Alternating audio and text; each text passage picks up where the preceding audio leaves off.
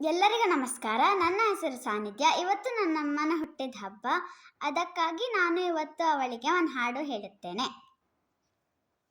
ಜನ್ಮದಿನಮಿದಂ I Priya ಸಖೇ, ಜನ್ಮದಿನಮಿದಂ I ಪ್ರಿಯ ಸಖೇ, ಶಾಂತನೋತು ತೇ ಸರ್ವದಾ ಮುದಂ, ಶಾಂತನೋತು ತೇ ಸರ್ವದಾ ಮುದಂ.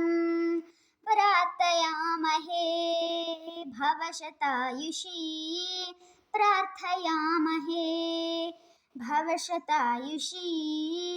ಈಶ್ವರ ಸದಾ ತ್ವಾಂ ಚ ರಕ್ಷತು, ಈಶ್ವರ ಸದಾ ತ್ವಾಂ ಚ ರಕ್ಷತು.